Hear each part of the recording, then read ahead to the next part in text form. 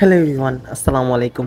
আজকে আমি ট্রাভেল করব ঢাকা থেকে খুলনার উদ্দেশ্যে এনা ট্রান্সপোর্টের brand new Mercedes Benz OF 1623 চেসিসের সাথে। সত্যি বলতে বিগত 5 থেকে 6 বছরে বাংলাদেশ কোনো ব্র্যান্ডেড চেসিস কিংবা কোনো ব্র্যান্ডেড বাসকে অনেক বেশি মিস করতেছিল, আর সেই মিসটাকেই ঘোচানোর জন্যই যেন মার্সিডিজ বেঞ্চের এই ওএফ 1623 পুষ্পা মুভি আমরা সবাই দেখছি। ওইখানে শিখাওয়াত স্যার যেমন বলে যে তোর শার্টের ট্যাগ কই, ব্র্যান্ড কই, থারা ব্র্যান্ড কা নাম কিয়া হ্যায়। তো ওই টাইপ একটা ব্র্যান্ড নেম আমাদের দেশে অনেক দিন ধরে মিসিং ছিল।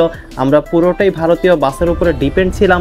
তবে ফাইনালি জার্মান একটা প্রোডাক্ট এবং কোয়ালিটিফুল একটা প্রোডাক্ট মার্সিডিজ বেঞ্চের ওএফ 1623 চেসিস বাংলাদেশে এখন খুবই রানিং, এবং অনেকগুলো বাস কোম্পানি কিন্তু বর্তমানে এই চেসিসগুলো অর্ডার করতেছে। এনা ট্রান্সপোর্ট অলরেডি 10+ মার্সিডিজ বেঞ্চ নিয়েছে, হানিফ এন্টারপ্রাইজ নিয়েছে, স্টারলাইন পরিবহন নিতে যাচ্ছে, গোল্ডেন লাইন নিয়েছে। তো আশা করা যাচ্ছে যে নতুন একটা অধ্যায়ের কিন্তু শুরু হচ্ছে আমাদের দেশের। এবং এই ভিডিওতে আমি ওএফ 1623 মডেলের এই বাসে ঢাকা থেকে খুলনা যাওয়ার আমার জার্নি এক্সপিরিয়েন্স তুলে ধরার চেষ্টা করব। যদিও এইটা যেরকম এক্সপেক্ট করছিলাম সেরকম ছিল না, রাস্তা কিন্তু আমাদের একটু হয়রানির শিকার হইতে হয়েছে। তো সব কিছু মিলিয়ে শুরু করা যাক আজকের virtual journey with the Mercedes Benz of Ena transport. As usual আপনাদের বাসায় বসে খুলনা নিয়ে যাওয়ার স্বাদ দিতে যাচ্ছি আমি, মাহবুবুর রহমান খান। এই ঈদে কম খরচে বেশি আনন্দ উপায়। এখন যে কোনো উপায় এজেন্ট থেকে 25,000 টাকা ক্যাশ আউটে ইনস্ট্যান্ট 25 টাকা ক্যাশব্যাক, যত খুশি ততবার। এখন সময় সকাল 7:50 এবং আমি আছি আগারগাঁও মেট্রো স্টেশনে। আমাদের টি শার্টটা আপনি আমাদের পরে দেখতে পারতেছেন। যারা টি শার্ট অর্ডার করছেন সবাইকে প্রথমত অনেক বেশি ক্ষমা যাচ্ছে যে ভাই খুবই লেট হয়ে গেছে, কিন্তু আমার হাতে কিছু নাই, যাদের কাছে বানাইতে দিছি ওরা গাফিলতি করছে, তো আমি মনের থেকে সরি। আর যারা আমাদের টি শার্টটা অর্ডার করতে যাচ্ছেন তারা অর্ডার করতে পারবেন, মাত্র 650 টাকা প্রাইস, ডেলিভারি চার্জ আলাদা। এবং যারা অলরেডি অর্ডার করছেন তাদের জন্য স্পেশাল একটা অফার আছে। সো মেট্রো রেলে করে আমি এখন উত্তরার দিকে চলে যাব। আমার বাসা মিরপুরে, তো মিরপুর থেকে আমি ফার্স্টে আগারগাঁ যাই রিক্সায় করে। এরপর মেট্রো রেলের সুবাদে আলহামদুলিল্লাহ খুব কম টাইমের ভিতরে আমি উত্তরা দিয়াবাড়ি পৌঁছে যাই। সেখান থেকে লেগুনা দিয়ে একবারে আবদুল্লাপুর চলে আসি। তো এনা ট্রান্সপোর্টের কাউন্টারে এখন আমি আছি। ভাড়া পড়েছে আমার 800 টাকা। আমি গোপালগঞ্জের টিকিটটা করি, বাইচা যাই গোপালগঞ্জ করি, খুলনা করি না। আর কেন খুলনা না করে আমি বাইচা গেছি সেটাও বলবো ভিডিওতে। এখন হচ্ছে বাসের ইন্টেরিয়রটা দেখানো যাক। খুবই চমৎকার একটা ইন্টেরিয়র ভাই, সত্যি কথা বলতে খুবই কমফোর্টেবল সিট, খুবই সুন্দর ডেকোরেশন, মানে মার্সিডিজ বেঞ্চ বাসের সাথে মিলিয়ে একটা ডেকোরেশন। যেই রকম ইন্টেরিয়র এই বাসটা ডিজার্ভ করতো, কিংবা চেসিস কোয়ালিটির সাথে যেরকম ইন্টেরিয়র মানায়, একই রকম ইন্টেরিয়র তৈরি করেছে বাংলাদেশের এভাররাইট মোটরস, যারা শুধুমাত্র ইন্টেরিয়র না পুরো বাসটাকেই খুবই সুন্দর একটা রিফ্লেকশন দিয়েছে এআই থেকে ইন্সপায়ার্ড একটা ডিজাইনে। অ্যারিস্টোক্রেসাস ইন্টেরিয়র, বিশেষ করে সিটগুলো খুবই চমৎকার, খুবই আরামদায়ক। সিটগুলো দেখে আপনারা বুঝতে পারতেছেন যে ইকোনমি ক্লাস হলো, এটা কিন্তু বেশ বড় একটা সিট। আর যেরকম আমি বললাম যে এটা হাতে ধরলে আপনার মনে হবে যে আপনি বিড়ালের পশম হাতে দিচ্ছেন, খুবই সফট আর কি। এখানে একটা অটোমেটেড হেডরেস্টের সুবিধাও আছে। মাথার উপরে আপনারা এসি কন্ট্রোলার এবং রিডিং লাইট দেখতে পারবেন। উপরের দিকে যে ডিজাইনটা ছাদের দিকে আর কি, করিডোরের উপর জুড়ে, সেটাও বেশ ইমপ্রেসিভ। সামনে ইঞ্জিনটা একদমই ঢেকে দেওয়া হয়েছে, আপনার সামনে বসলে মনে হবে যে এটা আপনার কোনো রিয়ার ইঞ্জিনের বাস, অর্থাৎ বাসের ইঞ্জিন বাসের পিছনে, তবে ইঞ্জিন কিন্তু সামনেই। আর বাসের যেটা বাইরের লুক সেটাও কিন্তু একটা ডিফারেন্ট লুক, যেমনটা বললাম যে এআই থেকে ইন্সপায়ার্ড একটা লুক। ছবি দেখে এই বাসটাকে এত সুন্দরভাবে ইমপ্লিমেন্ট করা, আসলে এভাররাইট মোটরস কিন্তু বরাবরের মতোই অসাধারণ কাজ করেছে এই বাসটিতে। বাসের উপরের দিকে আপনারা করিডোরের উপরে যে লাইটিংটা দেখতেছেন সেটা কিন্তু একটু পরপর চেঞ্জ হয়। যেরকম এখন আপনারা পিঙ্ক কালার দেখতেছেন, একটু পরে এটা চেঞ্জ হয়ে হচ্ছে আপনার বেগুনি হয়ে গেল, এরপর আকাশি হয়ে গেল। এবং 9টা থেকে আমাদের আবদুল্লাপুরের বাস 9:07 যাত্রা শুরু করে খুলনার উদ্দেশ্যে।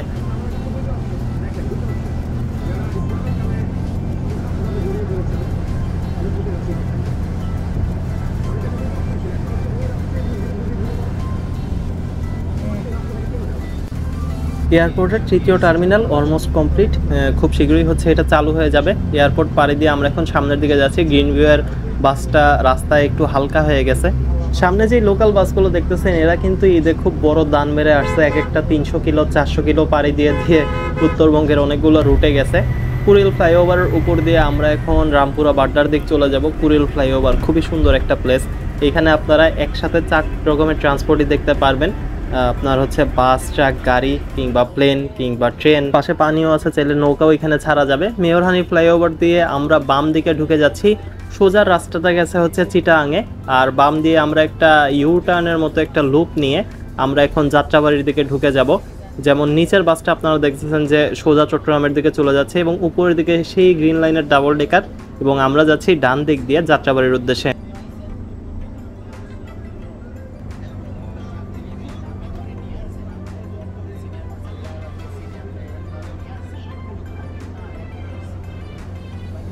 সামনে গ্রিন লাইনের ডাবল ডেকারটাকে অনেক বেশি সুন্দর লাগতেছে, এটাও দিনের বেলায় এই ডাবল ডেকারের আসল সৌন্দর্যটা বোঝা যায়। এবং নিঃসন্দেহে বাংলাদেশে যতগুলো বাস চলাচল করে তার ভিতরে one of the most luxurious এবং one of the most premium bus এটা। যাত্রাবাড়ি আমরা চলে এসেছি, এখানে কৈকা বৈদ্যুতিক চিহ্ন পরীক্ষা চলছে, তো সেখান থেকে হচ্ছে আমাদের একটু বড় ব্রেক ছিল, এই সুবাদে আমি আপনাদের বাসের বডিটা একটু দেখা দিই। বাংলাদেশেরই এভাররাইট মোটরস নির্মাণ করেছে অসাধারণ এই বাসের বডিটি। এভাররাইট মোটরস যারা অনেক আগে থেকেই কিন্তু পরীক্ষিত এবং খুবই কোয়ালিটিফুল বাসের বডি তৈরি করে থাকে, তাদের হাতে কিন্তু এনার ট্রান্সপোর্ট রিলায়েবলভাবে এই বাসগুলোকে তুলে দিয়েছে। এবং মার্সিডিজ বেঞ্জের চেইসের উপরে বাংলাদেশে এত সুন্দর বডি তৈরি করা, বিশেষ করে এআই ইন্সপায়ার্ড একটা বডি, যেখানে এআই থেকে বা একটা ছবি থেকে এআই ডিজাইনড একটা বাস থেকে সেটাকে ইমপ্লিমেন্ট করা কিন্তু এভাররাইট মোটরসের কাছেও অনেক বড় চ্যালেঞ্জ ছিল। আর বাসের ইঞ্জিনটা বাসের সামনে থাকার কারণে বাসের শেপ মিলানোটাও একটু কঠিন ছিল, তবে ওভারঅল তারা কিন্তু অসাধারণ বডি শেপ দিয়েছে এই বাসটিকে এবং একটা নতুন মডেলের বাস তুলে ধরার চেষ্টা করেছে আমাদের দেশে। যারা রিজনেবল প্রাইসে একটা কোয়ালিটিফুল বাসের বডি তৈরি করতে চাচ্ছেন তারা এভাররাইট মোটরসের সাথে যোগাযোগ করতে পারেন। তাদের মোবাইল নাম্বারটি আমি অলরেডি আমার স্ক্রিনে দিয়ে দিয়েছি।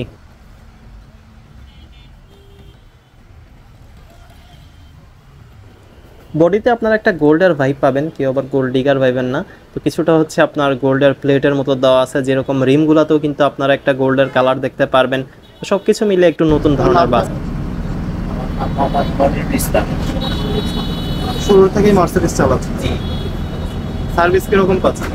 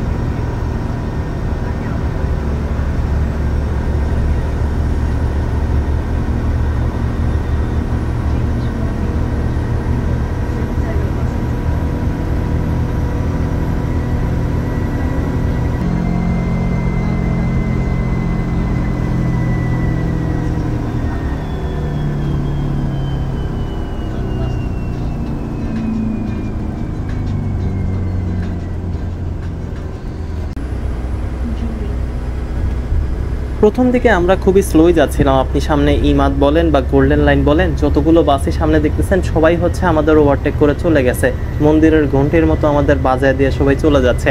মার্সিডিজ বেঞ্জের যেটা স্পিড সেটা বেশ ভালো, তবে পিক আপটা আমার কাছে অ্যাজ ইউজুয়াল লাগছে, সেরকম আহামরি ফাস্ট পিক আপ না কিংবা আহামরি স্লো পিক আপও না, একটা এভারেজ পিক আপ। তবে বাসটা হচ্ছে যখন আপনার টানের উপরে উঠে যায় কিংবা টান উঠে যায় তখন খুব ভালো দৌড়াইতে পারে। আর এনার তো একটা সমস্যা আপনারা জানেন যে এনা হচ্ছে লক, এটা যদি আপনি সমস্যা বলেন তাইলে ভুল হবে, এটা একটা আশীর্বাদ। এনার নাম শুনলেই মানুষ আগে ভয় পেত, তবে এখন এনাই কিন্তু one of the most safest operator, কারণ তাদের গতি হচ্ছে সবসময় নিয়ন্ত্রণে থাকে। 90-এর উপরে উঠলেই কল এসে যায় ড্রাইভারের নামে যে ভাই আপনার স্পিড 90-এর উপরে কেন উঠছে, আপনি গতি কমান বা সামথিং। তো এই জন্যে আসলে এনার ট্রান্সপোর্ট এখন খুবই আস্তে চলাচল করে। লোকাল বাসগুলো এনারে ওভারটেক দিয়ে সেই 32টা দাঁত বের করে হাসি দিয়ে যায় যে ভাই আজকে এনারে ওভারটেক করছি। কিন্তু আমরা যে পুরো রাস্তায় এরকম স্লো গেছি তা না, একটু পরে কিন্তু আপনারা একটু গতির ঝলক দেখতে পারবেন, ওই রকম 130-40-এর মতো না, তবে সামান্য গতি আপনারা পাবেন। দেখতে দেখতে আমরা টোল প্লাজার কাছে চলে এসেছি, এটা হচ্ছে আপনার এক্সপ্রেসওয়ে টোল প্লাজা, 260 টাকা মেবি এখানে দিতে হয়।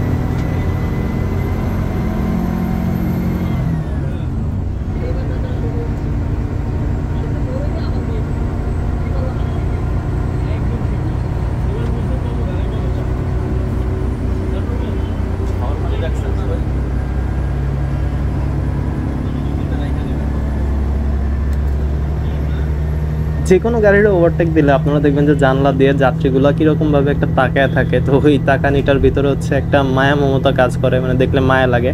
সবাই হচ্ছে একসাথে জানলা দিয়ে তাকায়, দেখে যে কোন গাড়ি পাশে দিয়ে যাচ্ছে।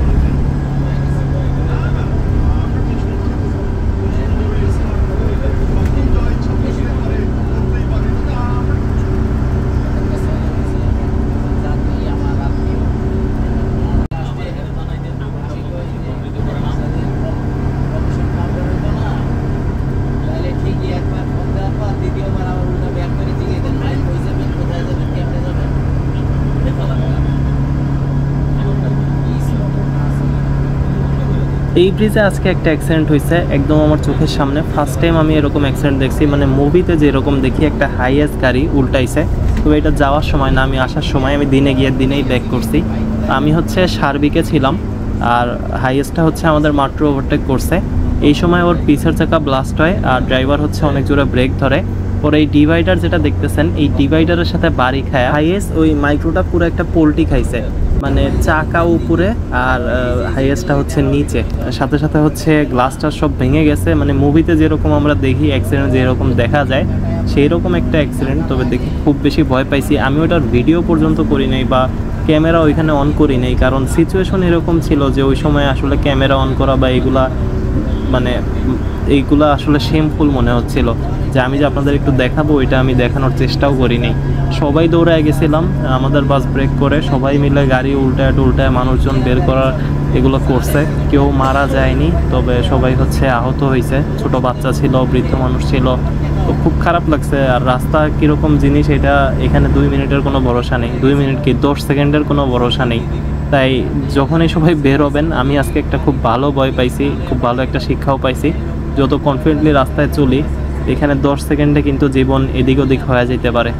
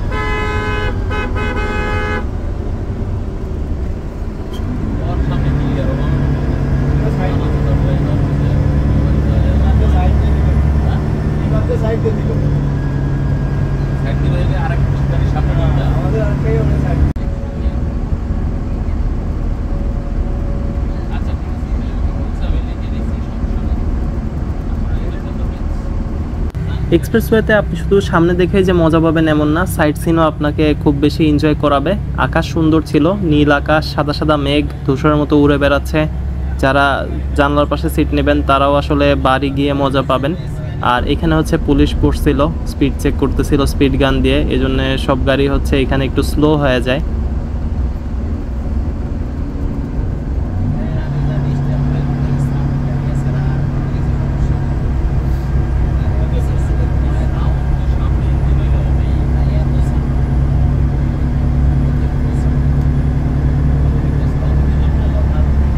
এখন সময় 11:50। জার্নি শুরু হওয়ার 2 ঘন্টা 45 মিনিট হয়ে গেছে আমাদের। ঢাকার ভিতরে অনেক বেশি জ্যাম ছিল, এর কারণে ঢাকার ভিতরে অনেক টাইম স্পেন্ড হয়ে যায়। এরপর আমরা যাত্রাবাড়ি থেকে রওনা হওয়ার পর ওইরকম আর কোনো জামটাম ছিল না। খুবই অল্প সময়ের ভিতরে আমরা পদ্মা সেতুর টোল প্লাজায় পৌঁছে গেছি।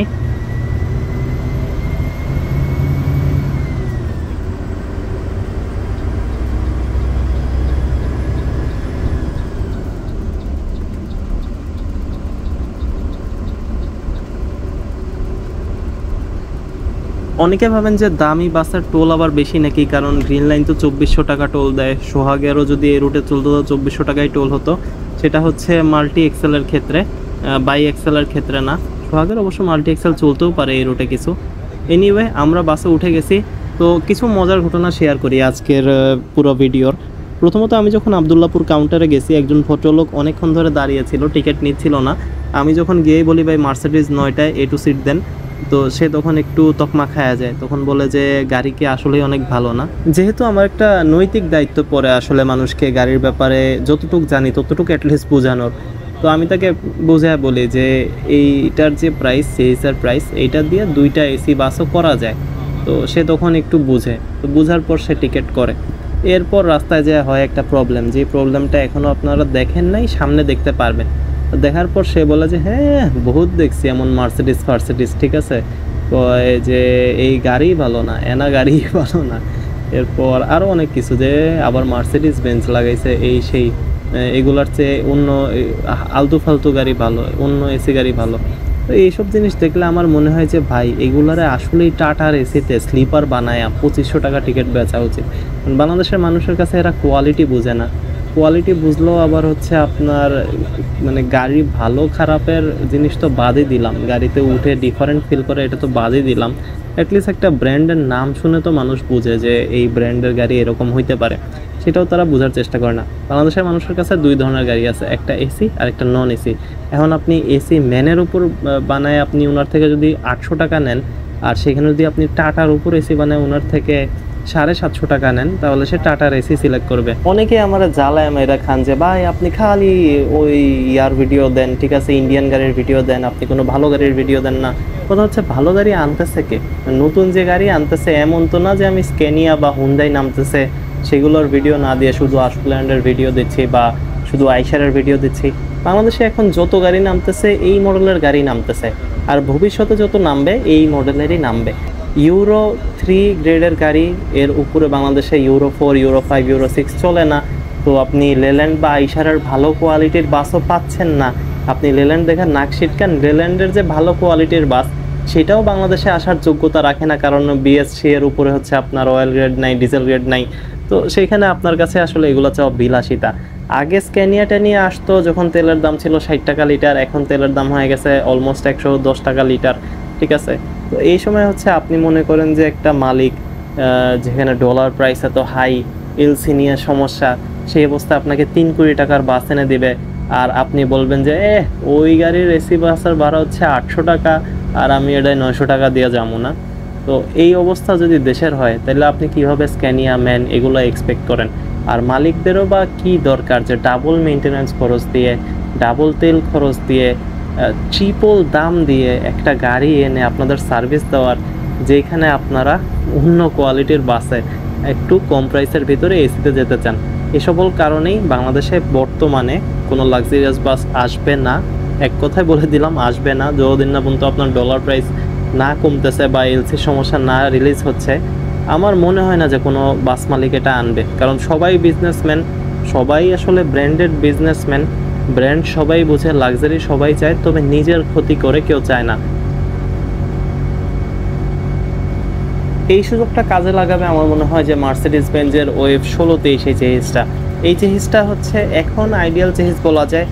রিসেন্টলি আপনারা আমার ভিডিও দেখলে জানবেন যে ফুসো আসাও বন্ধ হয়ে গেছে, হিনো তো অনেক আগে থেকেই বন্ধ। তো এখন মার্সিডিজের বিকল্প আমার মনে হয় না আছে, মার্সিডিজ হাইগার এরাই রাজ করবে। তো যে কোনো ব্র্যান্ডের বাস যারা নিতে যাচ্ছেন, এটা মার্সিডিজ হোক, হাইগার হোক, কিংবা আশোক ল্যান্ড হোক বা আইশার হোক, তারা স্ক্রিনে থাকা মোবাইল নাম্বারে যোগাযোগ করতে পারেন।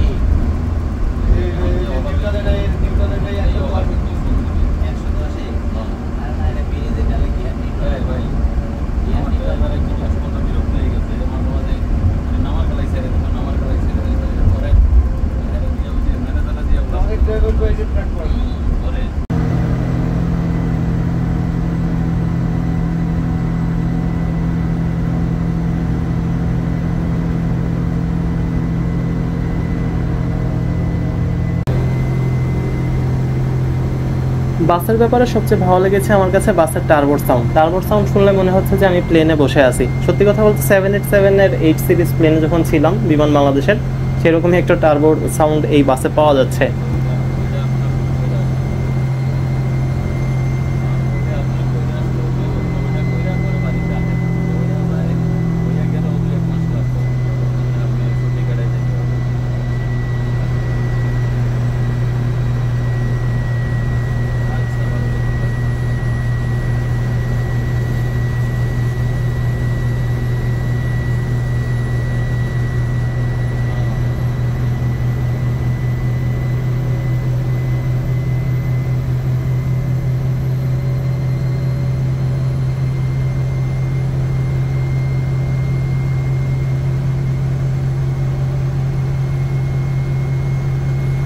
বাসের স্মুথনেস কিরকম এই ক্লিপটা থেকে একটা আন্দাজ পাওয়া যায়। আর এই বাসে হচ্ছে ডাবল এয়ার ব্যাগ আছে, তো অনেক সময় হচ্ছে আপনারা দেখছেন যে একটু ঝাঁকি ঝাঁকি মনে হয়েছে, সেটা আসলে এয়ার ব্যাগের কারণে বাসটা যে দুলছে তখন ক্যামেরা একটু আপ ডাউন করছে।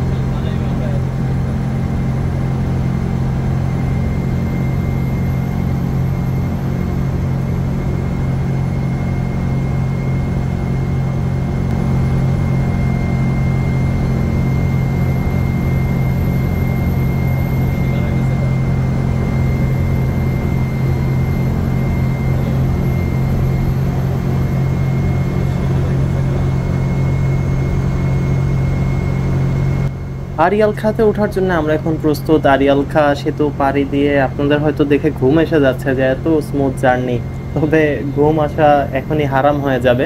রানিংয়ে হচ্ছে আমাদের ফ্যান বেল্ট ছিঁড়ে যায়।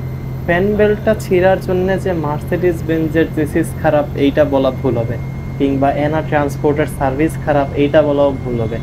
এমন যদি হয়তো যে আপনার মেকানিক কাছে আছে কিংবা গাড়িতে এমন কেউ থাকতো যারা এগুলো ঠিক করতে পারে, সেটা আরও বেটার হইতো।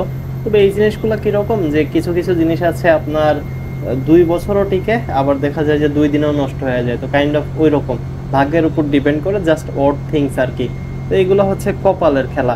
টায়ার যেরকম আপনি বোঝেন যে না ঠিক আছে আমি একটা টায়ার হয়তো 2 মাস 3 মাস 4 মাস ইউজ করে ফেলছি, এখন এটার আমার পাল্টাইতে হবে, কিংবা আমি একটা পার্টস এত মাস ইউজ করে ফেলছি তো আমার এটা পাল্টাইতে হবে। তো বেল্টের জিনিসটা ওইরকম না, এটা কপালে ছিল গেছে আর কি। আর যাত্রী তো এগুলো বুঝতে নারাজ।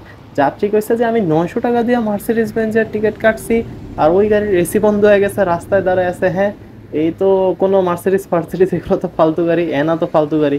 যাত্রী তো এরকম লাগাইছে, সে এগুলো বুঝতেও চায় না, তো কাউকে বোঝানোর দরকারও নাই। এই সময় হচ্ছে ড্রাইভাররা খুবই একটা প্যারায় পড়ে যায়। সুপারভাইজারের কাছে হচ্ছে মানুষজন টাকা ফেরত চাওয়া শুরু করে। তো সুপারভাইজার হচ্ছে এদিক ওদিক কল করে, কোনো এসি বাস আমাদের পাশে ছিল না, তো ঘুরে ফিরে একটা নন এসি বাসে হচ্ছে অন্যদের তুলে দেয়। আর আমি আসছিলাম মার্সিডিজের ব্লগ করতে, আপনার পকেটের থেকে 1000 টাকা খরচ করে, আবার ফেরার টাকাও আছে। তো ভাবছিলাম যে একটা ভালো ব্লগ হবে, খুলনা পর্যন্ত যাই, তবে আমার কপালে আসলে সেটা ছিল না। পরে সুপারভাইজার এদিক ওদিক কল করে করে একটা নন এসি বাস কোনোভাবে ম্যানেজ করে সব যাত্রীকে তুলে দেয়, আর আমি ওই পারে চলে যাই। সুপারভাইজারকে বলি যে আমি চলে যাব একটা, তাহলে আমাকে একটা সিটার যদি পারেন ব্যবস্থা করে দেন, তো আমি ওই পাশ থেকে একবার ঢাকায় চলে যাব, আমি আর খুলনা যাব না। তো সে আমাকে একটা কোচ নাম্বার বলে, তবে সেই কোচের আশায় দাঁড়ায় থাকতে থাকতে আমি বোর হয়ে যাই। আর এদিকে কি একটা সিঙ্গারা পাওয়া যাচ্ছিল, ওই ফালতু সিঙ্গারা কিনা খায় মেজাজ আরও খারাপ হয়ে যায়। তো এরপর আমি ওই গাড়ি যোগাযোগ করার চেষ্টা করি, কিন্তু তারা বলে যে আমাদের সিট ফিল আমরা নেক্সট বাসে দেখতেছি। এই টাইপ করতে করতে আমি বলি ভাই থাক, দরকার নেই, আমি আমার মতো যাইতেছি। এটা বলে আমি একটা সার্বিকের বাসে মাদারীপুরের স্পেশাল ফোক মাস্টারে উঠে ঢাকা চলে আসি। তো এইটাই ছিল আমার মার্সিডিজের ভ্রমণ এক্সপিরিয়েন্স। যদিও হচ্ছে একটু শর্ট ছিল, ভাঙ্গা পর্যন্ত অলমোস্ট, তবে জার্নিটা ভালো ছিল, খারাপ ছিল না। মানে আমার কোনো আহামরি কমপ্লেন ছিল না। এই বেল্টটা ছিঁড়ে যায় হচ্ছে সব মুশকিলটা লাগাইছে। তবে এনিওয়ে এই মানে চেসিসটা ভালো ছিল, জার্নি করে মজা পাইছি, খারাপ লাগে নাই, ফার্স্ট এক্সপিরিয়েন্স হিসেবে খুব ভালো। আর দ্যাটস ফর শিওর যে আপনি আগামী 1 বছরের ভিতরে দেখবেন যে মার্সিডিজ বেঞ্জের ওয়েব 16 দেশ এই বাসের সংখ্যা এখন যত আছে তার চেয়ে ইনশাল্লাহ 10 গুণ বেড়ে যাবে। দেশের পরিবহন জগৎ রিলেটেড যে কোনো তথ্য সবার আগে জানতে চাই, সাবস্ক্রাইব করে পাশে থাকার অনুরোধ রইল। ভিডিওটি ভালো লাগলে শেয়ার করে দিতে পারেন আমাদের ফেসবুক পেজ থেকে। আমাদের এই স্পেশাল টি শার্টটি যারা নিতে যাচ্ছেন তারা যোগাযোগ করতে পারেন আমাদের ফেসবুক পেজে।